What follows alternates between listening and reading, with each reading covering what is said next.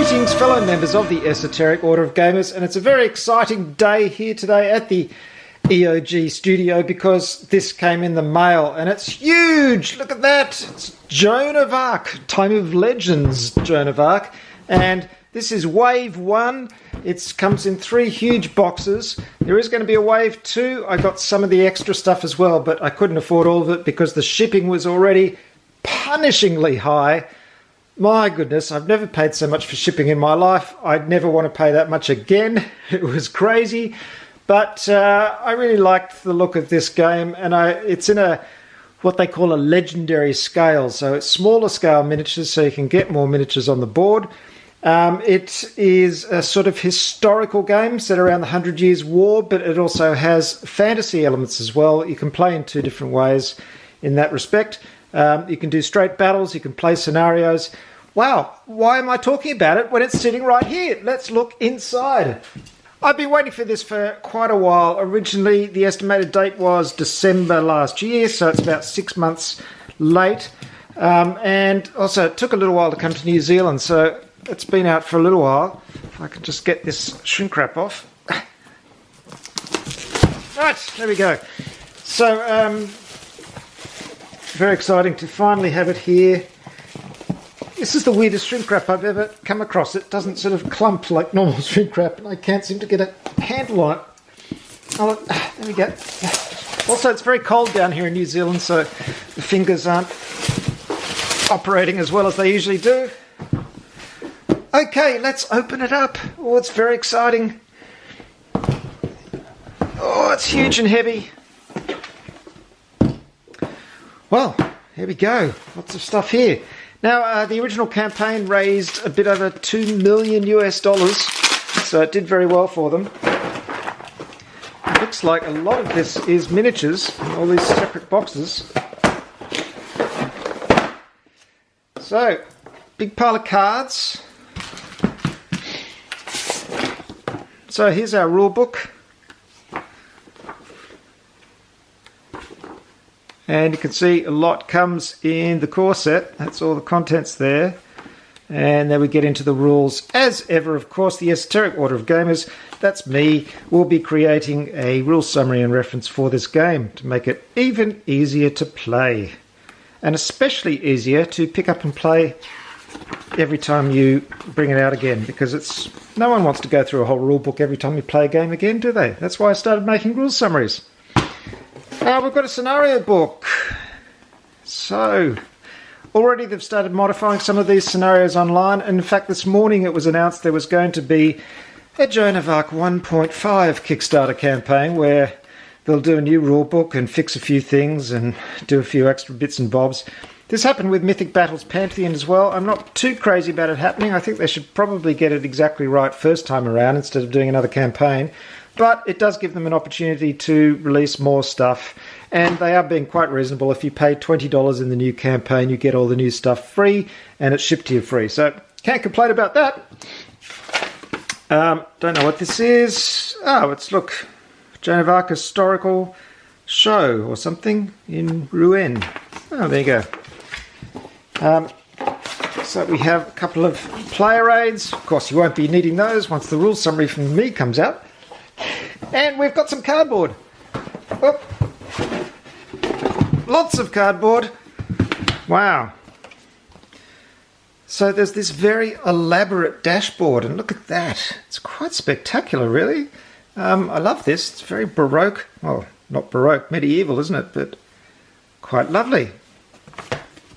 And here's our hex tiles. Everything in the game is on hex tiles. These are nice and big. They look bigger than they did in the videos. And they're double-sided too, which is great. Whoop. More tiles. And more tiles. Now, one of the features of this campaign, of course, is they created a huge dragon, which looked fantastic, but it was too expensive for me, and also with shipping it was crazy too. So I opted out on the dragon, unfortunately. I did, however, get the siege module that looked great, where you can have castle walls and do sieges and stuff like that. counters galore.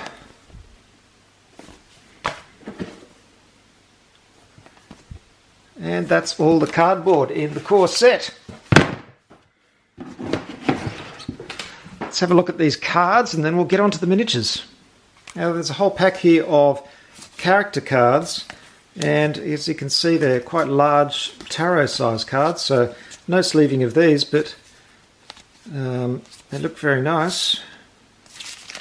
And looks like they're double-sided, or are they French and English? No, they're just double-sided. Different on both sides, so obviously there are options there. Very nice looking cards. We've got these ones here. These appear to be questions and answers. Don't know how that works. And more special characters, more questions and answers. Some kind of battle related cards there.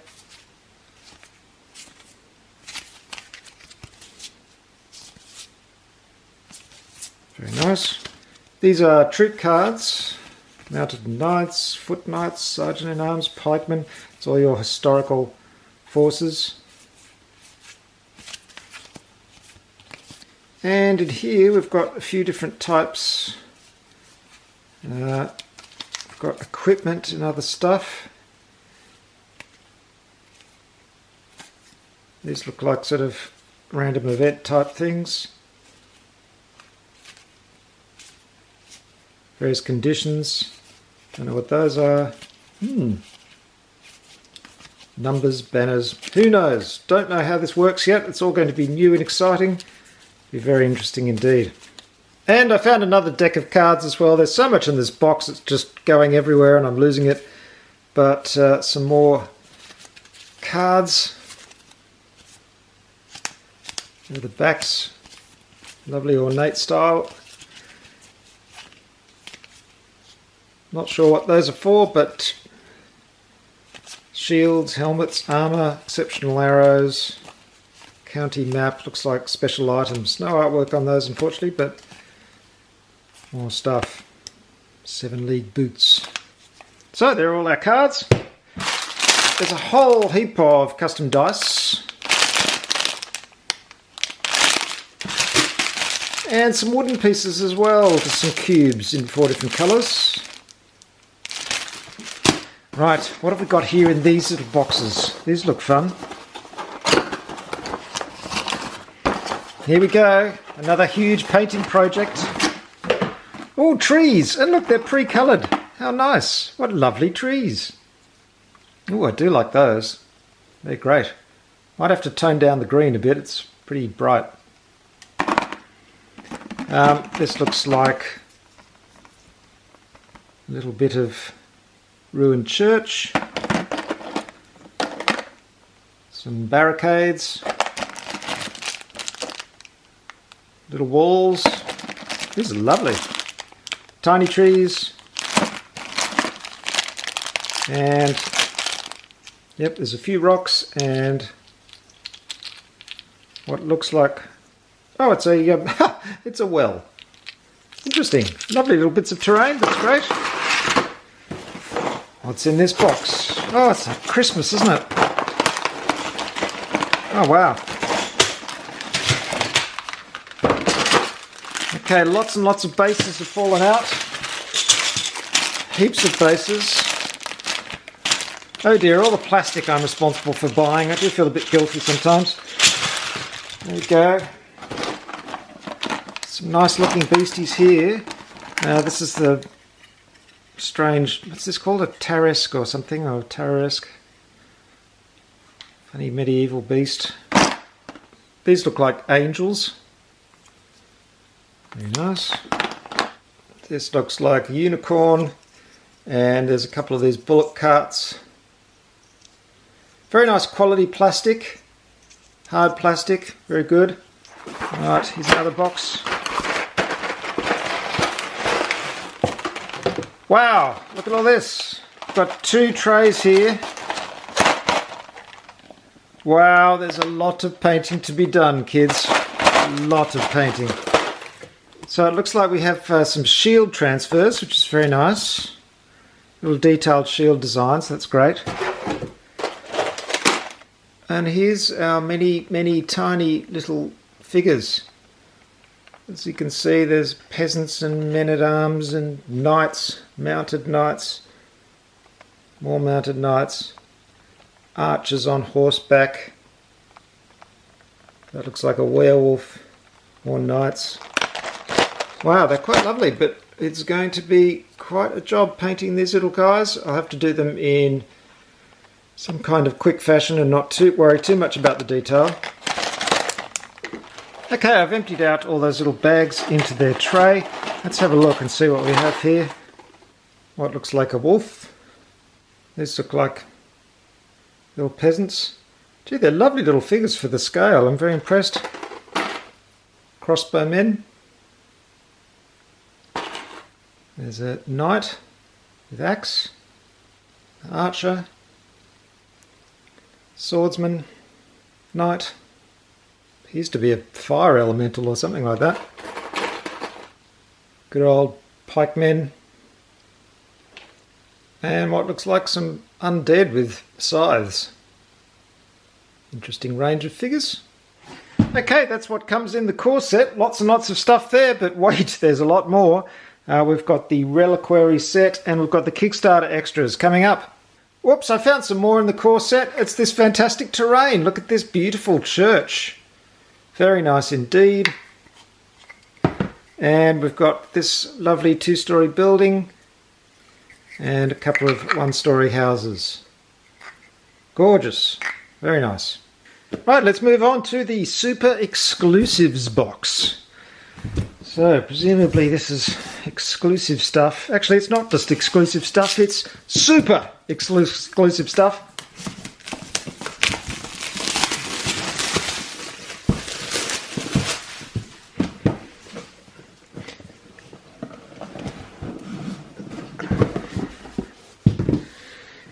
Well, what do we have?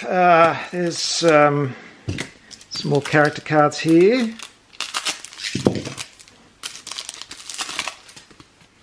Gog and Magog. This is the guy from the Kickstarter campaign. Don't know about designers putting themselves on cards, but there you go. I think this is probably another guy as well. That's very nice of them. These are like little in-jokes. French cards there as well for those. Some baggies. Super exclusives. A special book for a special someone. Oh, isn't that nice? How lovely. Looks like some extra scenarios there. And there's a French version as well. We've got floor plans. Oh, more little boxes.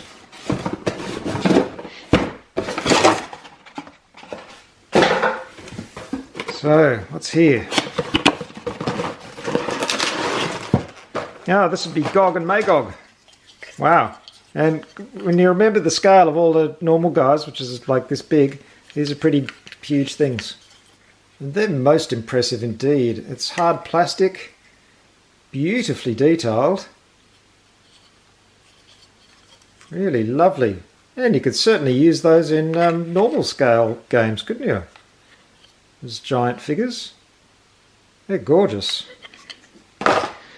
And a few tiny ones as well. There's a... I don't know what these are. Oh, this would probably be Leo the innkeeper and the other guy. Here's another box.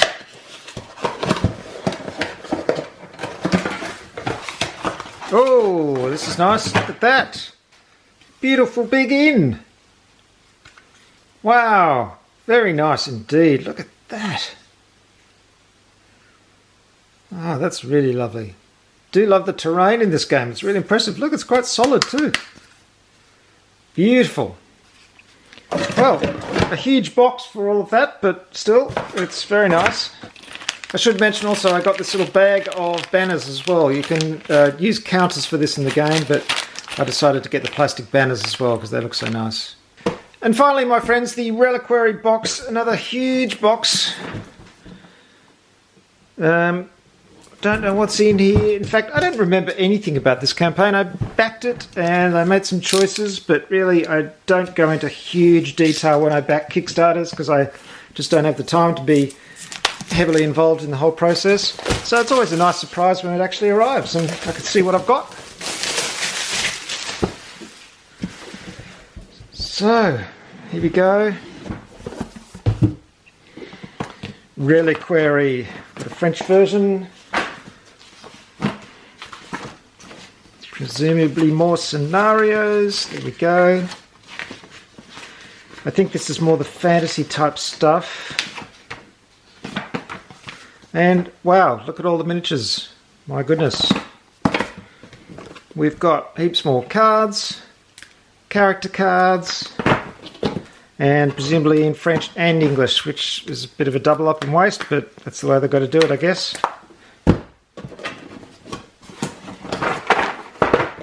I'm going to have to come up with some ingenious storage system for all this. It'll probably involve magnets.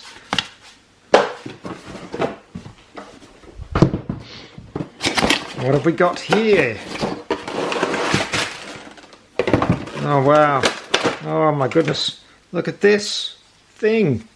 It's huge, isn't it? Look, it's a whole tent sitting on the carpet with the genie and everything. I mean, how often are you going to use something like that in games? It might be in one game. It's amazing though, and certainly impressive. And as I said, the detail is great, very solid plastic. This looks like a cockatrice, classic medieval creature.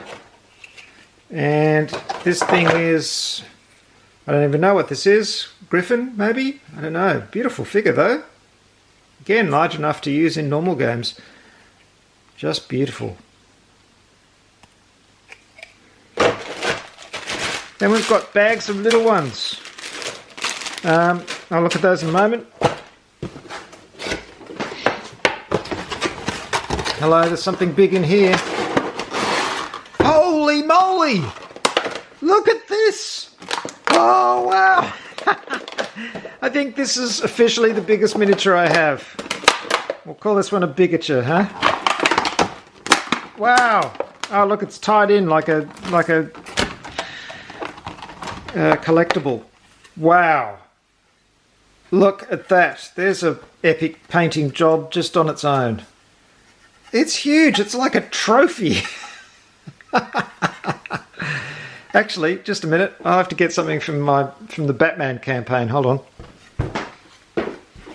Here we go. What do you reckon? Clash of the Titans.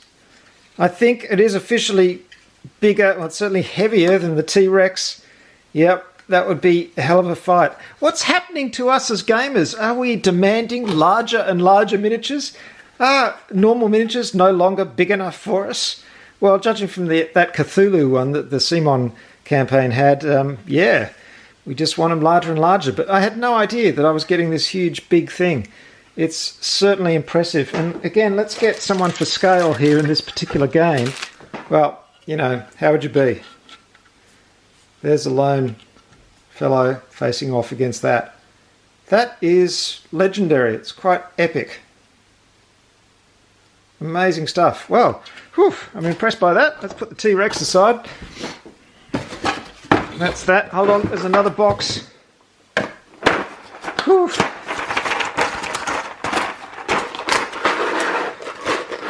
Oh, look at this, more and more. And you can see there's some great little figures there, and amazingly detailed for their size, and it'd be interesting to see how difficult these are to paint, whether they take as long as a normal miniature, or I can get them done pretty quickly. I don't know. Hopefully washes will be your friend in something like this.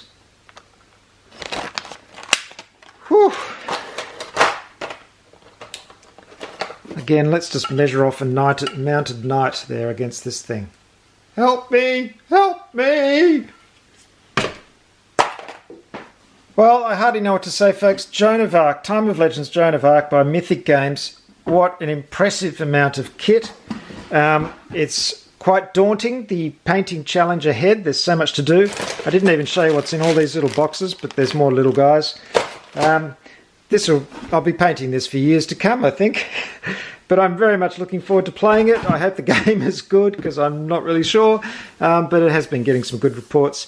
As usual, lots of rules, ambiguities and things, but that all sorts out in the wash. And that's what fantastic Esoteric Order of Gamers rule summaries are for, if you don't mind me plugging myself. So, Joan of Arc, I hope you've enjoyed this look at it. And, wow, with miniatures like that on the board, there's going to be some heavy-duty combats going on in the world of Joan of Arc. Thanks very much for watching, folks. That's the Esoteric Order of Gamers, orderofgamers.com. Please don't forget to subscribe. And when you do subscribe, remember you've got to click that little bell icon and select all subscriptions to make sure, all notifications, to make sure you get notifications of new videos. And in fact, if you've subscribed in the past, why not just check that and make sure that's on, so you get a message every time there's a new Esoteric Order of Gamers video, which there is quite a lot, because I put out 8 new things a month at least. That's rule summaries or videos or other stuff. Again, thanks for watching. I'm also on Patreon, patreon.com Esoteric Order, and on Facebook and Twitter, and the website, where you'll find hundreds of rule summaries and reference sheets for fantastic games like this one. So I'll see you next time. This is Universal Head for the Esoteric Order of Gamers.